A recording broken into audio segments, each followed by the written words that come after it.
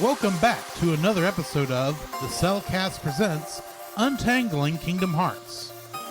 We are still in Kingdom Hearts Key, and while I thought we were perhaps getting to some more cool new stuff, and there's a little bit of new stuff, we do still have a little bit of a runaround today. So today we are looking at our first cutscene that takes place in Olympus Coliseum, which is called A Spot in the Tournament. And then we go immediately back to Dwarf Woodlands for Sneezy and Dopey and A Precious Light. However, I will say that between Olympus Coliseum and the Dwarf Woodlands, we go and hang out in Agrabah for a short while. But no cutscene actually takes place there outside of the little character portrait cutscenes. So let's just go ahead and jump into this, shall we? So yes, we are now, for the first time chronologically, at Olympus Coliseum. Get used to it, folks. We come back here a lot of times.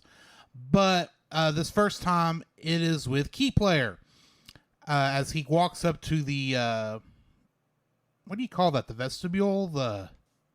Where the contestants sign up. Basically the only other door in the courtyard besides the one that leads to the exit.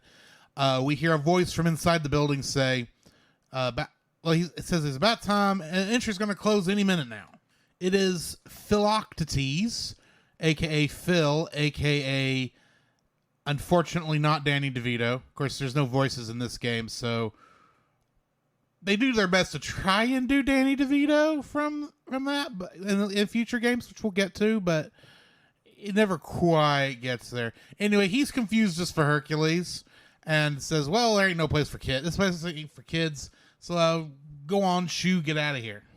As Hercules does arrive, Phil tells him he's late, berating him as such, and Herc says that Pegasus for some reason wouldn't let him leave. You know how he is. Herc asks who we are, and Phil says, heck if I know, just some wannabe. And but strangely enough, Hercules kind of steps up for us, says, well, we ought to just let him in the games. I mean, it's not going to be too big a deal. And Phil says, are you kidding? There's not, even if we wanted to put him in, all the spots are full. And then Herc says, well, just give him my spot. And Phil goes, I thought you wanted to be the hero. Says, oh, trust me, I got something I'm working on. So, yeah, we go on in, and that's actually the end of that first cutscene. So Phil signs us up, and we work our way through the preliminary rounds. As is going to be the case pretty much any time we come to Olympus Coliseum, no matter what game it is, with some small exceptions. These areas are usually tournament-style fights against, I won't say random Heartless, as the types of Heartless, numbers of them are set up. But you're just fighting Heartless in a set of tournament style where it's almost a stamina match where you've got to go like a certain number of rounds without dying, without getting healed to actually survive. And that's how these are going to go. The thing is, and I'll remind people of this when we get to other Olympus Coliseum sections and other games, that's going to be boring for me to talk about. So I'm just going to say, yeah, we won the preliminary rounds and beat a big Heartless. And yeah, now this whole time, Phil had been telling us we weren't worth, shooting. But after we, come out of the preliminary rounds, so it's like, yeah, man, I knew you were going to be a hero when I first saw you. It's like, and I'm thinking, yeah, right. But Phil says, just go rest up. It's going to take us a bit before we can actually start the real rounds. So, rest up and we'll come back later and we'll get to actually having this tournament. Chirothy also congratulates us for making it into the tournament, but says we don't have time really to celebrate at the moment. Stuff's going on in the other worlds. We need to go take care of that right now. So we do, and we end up in Agrabah again. So as we enter Agrabah, we come across one of the guards, and he says, hey, do you know a scoundrel named Aladdin? Supposedly, he has stolen a bunch of metals from a merchant, and we need you to go find him and see if you can help get it back, especially if you know where he is. Which, it's like, oh, isn't Aladdin a good guy? Well, of course, we know he's a good guy. We've seen the movie, but the guards don't know he's good, and our character doesn't, so we go looking for Aladdin to see if we can set things straight. Or Key Player does, anyway. So Key Player finds Aladdin, and Aladdin is, of course, whispering, like, because he doesn't want to be caught, especially since he says he's not the one who stole the medals. Someone else did it, but he's looking for them now to help clear his name and asks for our help in doing so. After doing some searching and defeating multiple Heartless, one of them apparently dropped one of these medals, and Aladdin is very happy he at least got one of them, but there's still a bunch missing. So with 4 more medals to go, Key Player agrees to help Aladdin find the other 4 medals, and after a while, Key Player does so. Aladdin points out the very good fact that if he goes and turns them in, they'll probably just arrest him, and thinking they have caught the perpetrator. So he asks us to go and return the medals for him to clear his name. And on the way back, we end up fighting what looks to be a giant mech Heartless. Or a giant mech piloted by Heartless. Okay, Square Enix, I don't know if you're listening or not, but I want to fight this in a real Kingdom Hearts game. So, and let's face it, I didn't play this game when it was live.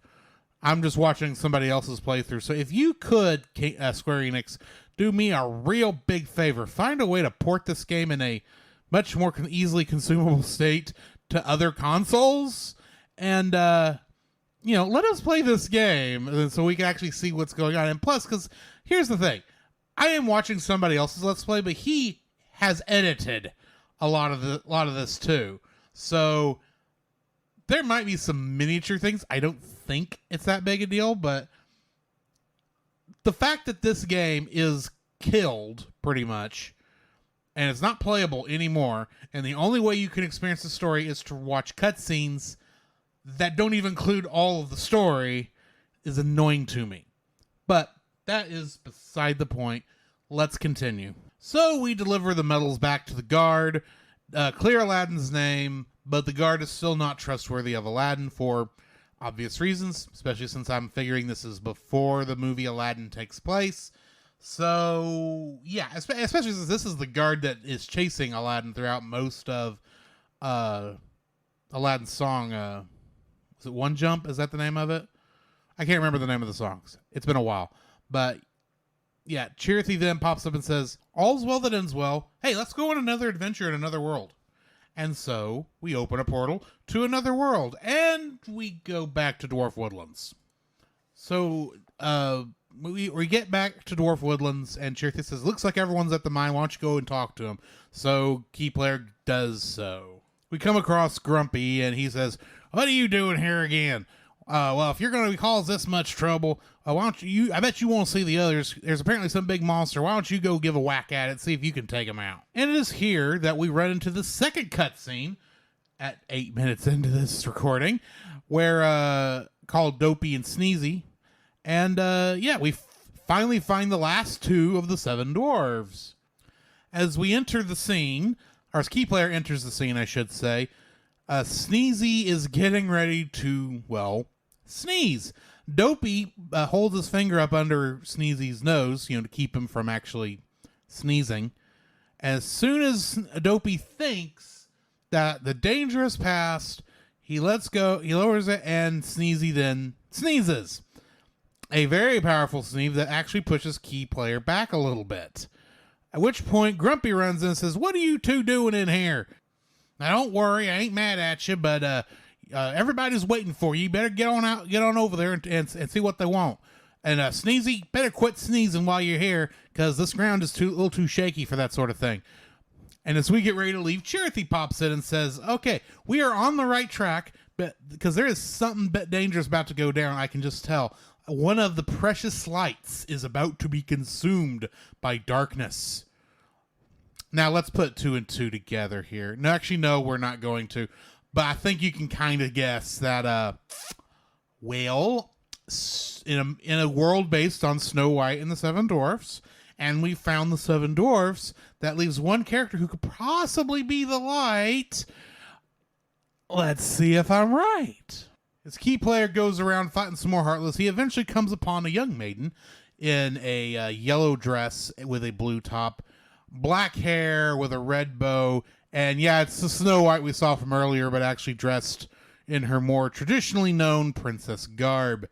So yeah, that is the precious light that we were looking for. As we defeat the boss Heartless that's keeping her hostage, and we begin the next cutscene, which is called A Precious Light. We quash her fears? Quell her fears? She's spooked, and we give her a little bit of... We say, hey, everything's going to be all right. That's what I'm trying to say. Key player does this by holding his Keyblade alight. No, I should say, this is after Snow White has said, oh, it's so dark and scary in this glade. I'm so afraid. So Key player holds his Keyblade up into the sky, and light shines forth. And now she's, feels better. She says, oh, well, you're not so scary. And he feels like that you are warm and made of light, which is just weird. And she says, how is this so? Tell me, please. And apparently Key player tells her that it is light. I am a hero. I don't know what else he says, because all of, Key player doesn't actually talk in our playthrough of this, any of these playthroughs. So, yeah. But apparently we said something about, oh, the light is from our heart. And she says, that's sweet. She says, meeting us was nice. Oh, but I forgot to introduce myself. My name is Snow White. And I'm sitting here going, thank you for telling us. I already know. But yeah, that's me metagaming. Moving on.